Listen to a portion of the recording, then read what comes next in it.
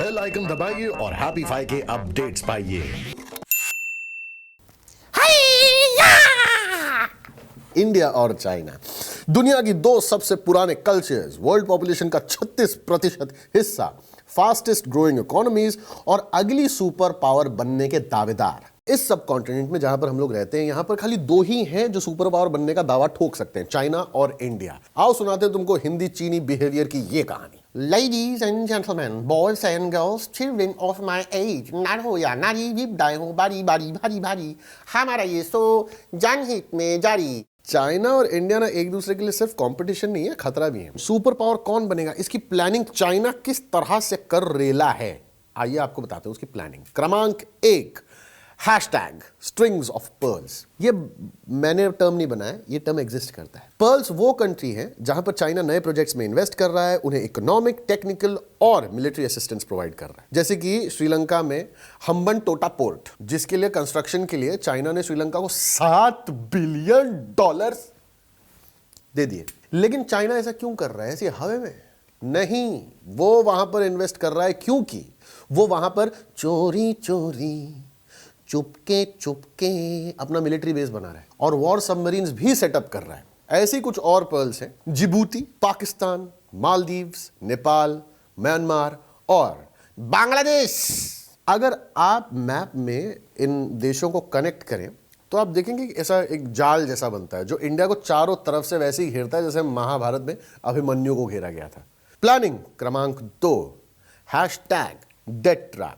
China Bollywood की film की उस लाला की तरह है ना, जिसके पास आपने माँ के कंगन गिरवी रखे लाला, अरे राधा रानी लेकिन वो कंगन कभी वापस ले नहीं पाएंगे। श्रीलंका, पाकिस्तान और मालदीव्स के साथ भी कुछ ऐसा ही हो रेला है।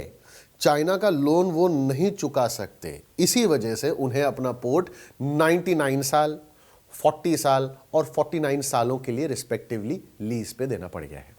इन छोटी कंट्रीज को ना इतना बोझ देके अपने लोन का, चाइना ने एशिया पे ऐसा कंट्रोल बनाने की कोशिश की है जिसको एक्चुअली तोड़ पाना बहुत मुश्किल है।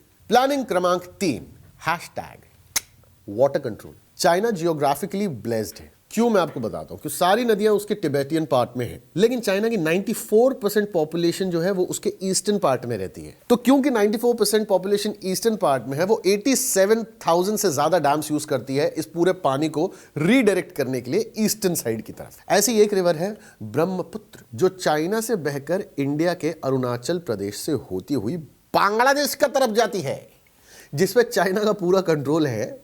यानी चाइना चाहे तो कभी भी इंडिया को बोल सकती है हम ये पानी नहीं छोड़ रहा है, हम बंद कर रहा है। चाइना का एटीट्यूड उस बच्चे की तरह है ना जो आउट होने के बाद बोलता है ना, ए बैट मेरा था, मैं बैट मेरा है, मैं बैटिंग करेगा ना। इसी नॉन कोऑपरेटिव एटीट्यूड का एक एग्जांपल हमको 2017 में देखने को मिला, जब चाइना ने ब्रह्मपुत्र रिवर से रिलेटेड डेटा शेयर करने से बोला कि नहीं, हम शेयर नहीं कर सकते। जिसका रिजल्ट ये था कि जब बारिश हुई तो रिवर ओवरफ्लो हो गया और इंडिया में बहुत सारे लोगों की जान गई। तो सवाल ये है कि चाइना थर्ड अंपायर की तरह उंगली क्यों? वजह एक नहीं है, वजह है बहुत सारी। आओ रीजंस देखते हैं कि ऐसी उंगलियां वो क्यों कर रहा है। Number 1, to become a super power. Diwali आती है ना, चाइनीज प्रोडक्ट बॉयकॉट करने वाले मैसेजेस व्हाट्सएप पे सर्कुलेट होने लगते हैं। लेकिन क्या आपको पता है कि जिस स्मार्टफोन से आपका ये मैसेज फॉरवर्ड हो रहा है वो चाइना में बन के आता है। इस वर्ल्ड में 70% स्मार्टफोन्स चाइना में बनते हैं, जिन्हें पकड़ के हम मुंह बनाते हैं, ऐसे वाला सेल्फी भी लेते हैं। चाइना सुई से लेकर मिसाइल तक सब कुछ बना रहा है और इसके प्रोडक्ट्स दुनिया भर में बवासीर की तरफ फैलते जाते हैं। बवासीर समझते हैं ना, जो चाइना को दुनिया का नंबर 1 एक्सपोर्टर बना देते हैं। इसका मतलब साफ है कि चाइना अपने बिजनेस से पूरी दुनिया को इन्फ्लुएंस करता है और ऐसा करके चाइना सुपर पावर बनने के रास्ते में, मतलब it's pretty simple for it. वजह क्रमांक 2, नए ट्रेड रूट्स बनाना। चाइना एशिया से लेकर अफ्रीका तक की कंट्रीज को जोड़ने वाला एक रूट बना रहा है जिसका नाम उसने दिया है belt and road initiative, BRI। अब तक इस इनिशिएटिव में 68 कंट्रीज ने पार्ट लिया है, जहां चाइना रोड्स, रेलवेज और पाइपलाइन कनेक्ट करेगी। इस इनिशिएटिव के 6 कॉरिडोर में से एक है CPEC, यानी कि चाइना पाकिस्तान इकोनॉमिक कॉरिडोर, जो चाइना के काशगर को पाकिस्तान के ग्वादर पोर्ट से जोड़ेगा, जिसके बाद दोनों कंट्रीज में ट्रेड करने में काफी आसानी हो जाएगी। मतलब पाकिस्तान और सस्ते बॉम्ब्स खरीद पाएगा। वजह क्रमांक 3, preparing for the war. Possibility ऐसा नहीं है कि कल या साल भर में हो जाएगा, लेकिन नहीं, अगर फ्यूचर में इंडिया और चाइना के बीच में अगर कोई वॉर हुआ तो दोनों कंट्रीज की थल सेना यानी कि जमीन वाली सेना एक दूसरे को कड़ी टक्कर देंगी, और हो सकता है कि कोई रिजल्ट ना निकले क्योंकि दोनों देशों की आर्मी में ज्यादा डिफरेंस है नहीं। इसलिए चाइना स्ट्रिंग ऑफ पर्ल्स का जाल बिछा के भारत को चारों तरफ से घेर कर बोलती है, तू बाहर मिल मेरे को, बाहर मिल, मैं तेरे को देखता हूं। अगर चाइना इंडिया पे नेवल अटैक करता है तो इंडिया के लिए डिफेंस बहुत मुश्किल होगा, क्योंकि इंडिया की नेवी चाइना के नेवी के मुकाबले काफी कम है। लेकिन भाइयों और बहनों, सवाल यह है कि चाइना से निपटने के लिए इंडिया का काउंटर प्लान क्या है? Counter plan number 1, not signing the BRI। Belt and road initiative पे पूरे दुनिया पे बिजनेस करने का जो पूरा प्लान है उसमें इंडिया ने बोल दिया ना, मैं नहीं। नंबर 2, पैसिफिक ओशन पे चाइना का इन्फ्लुएंस है, इसीलिए इंडो पैसिफिक ओशन पे इंडिया अपना इन्फ्लुएंस बना रहा है, बढ़ा रहा है। इंडो पैसिफिक रीजन में इंडिया और ऑस्ट्रेलिया जैसे 2 बड़े देश हैं जिनकी नेवी साथ में मिलकर उस रीजन में मॉनिटरिंग करती है, पेट्रोलिंग करती है, सर्वेलेंस करती है, जिनसे उनको फ्रीडम ऑफ नेविगेशन मिलता है। दोनों नेवीज के चीते की चाल, बाज की नजर और बाजीराव की तलवार की वजह से चाइना के लिए वहां पर कोई भी सस्पिशियस नेवी एक्टिविटीज करना मुश्किल है, और फिर भी अगर उसने कुछ किया तो आसानी से उसे मॉनिटर किया जा सकता है। काउंटर प्लान क्रमांक 3, कोलैबोरेटिंग विद अदर कंट्रीज। अगर चाइना इंडिया के आसपास के देशों में अपने पोर्ट्स बना के इंडिया को घेर रहा है तो इंडिया भी कम नहीं है, हमने भी अपने मसाले कूट लिए, आंखों में फेंकने के लिए तैयार। साउथ चाइना सी के छोटे छोटे जो देश हैं जैसे कि वियतनाम हुआ, सिंगापुर हुए, यहां पर हमने अपनी लॉजिस्टिक फैसिलिटी प्रोवाइड की है और चाइना को हमने बता रखा है कि मत रहे अगल बगल हूं, मत रहे अगल बगल हूं।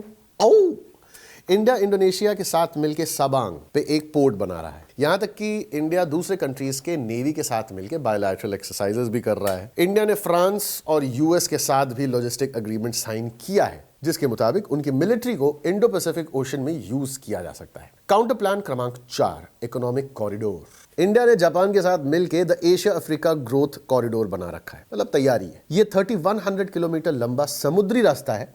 इसके कॉरिडोर का, ये पूरा जो कॉरिडोर, इसका मेन मकसद है अफ्रीकन कंट्रीज में इंफ्रास्ट्रक्चर डेवलपमेंट और स्किल एनहांस करना। अगर चाइना के ट्रैक रिकॉर्ड पे आप नजर डालें तो इस प्रोजेक्ट को चाइना के BRI से आप बेहतर कह सकते हैं, क्योंकि इसे अफ्रीकन कंट्रीज में एम्प्लॉयमेंट बढ़ेगी और अफ्रीका में चाइना का दबदबा जो है उतर जाएगा। इंडिया 1962 वाली गलती दोबारा दोहराना नहीं चाहता। 1962 में क्या हुआ था अगर आपको नहीं पता है तो बिग बॉस मालूम है? बिग बॉस आप वो देखो।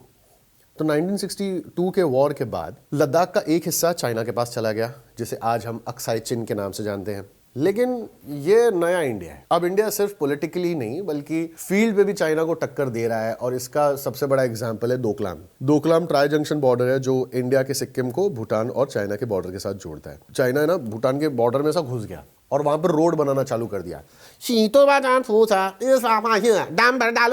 बुलडोजर चला दो, रोड बना रहे थे वो लोग। भूटान का दिमाग खराब हो गया। भूटान ने बोला, क्या प्रॉब्लम है तुम लोगों को, इधर रोड मत बनाओ, ये तुम लोग का एरिया नहीं है, चुप, रोड तो इधर ही बनाएगा। दिमाग खराब हो गया भूटान का। भूटान ने इंडिया की तरफ देखा, इंडिया यार देखना यार क्या फालतूगिरी चालू है, रोड बना रहा है हम लोग इधर घुस। तो इंडिया ने बोला, ले तेरा कुलाड़ी लेके निकल इधर, चल चल। निकलता है कि मारू क्या? ये जो पूरा इवेंट हुआ ना, इसने चाइना और पूरी दुनिया को बता दिया कि बहुत हुआ सम्मान, तुम्हारे माँ की रिस्पेक्ट कर रहे हैं, वरना ऐसी की तैसी कर देते। इंडिया ने ना बहुत बार ट्राई किया कि चाइना से दोस्ती करे ना, इंडिया एंड चाइना। लेकिन यू कैन इमेजिन DDLJ में शाहरुख खान और काजोल। शाहरुख खान इंडिया है, काजोल चाइना है, और शाहरुख खान कह रहे हैं पलट पलट, और चाइना पलट के बोलता है क्या है। इसका एग्जाम्पल हमें हाल ही में देखने को मिला जब चाइना ने अपने वीटो पावर का यूज किया और हमें न्यूक्लियर सप्लायर ग्रुप में आने नहीं दिया। वीटो पावर जो ये है चाइना के पास, इसका मतलब क्या होता है? वीटो मीन्स नो, नो बोलने की पावर। इंडिया बार बार बोलता रहा, देना चाइना, देना प्लीज, देना यार मेंबरशिप प्लीज। चाइना ने बोला नो मीन्स नो। लेकिन ये जो हुआ हमारे साथ, इसका फाउंडेशन, ये जो वीटो पावर उनके पास है, इसका फाउंडेशन कहां पर है? 1955 की तरफ चलते हैं।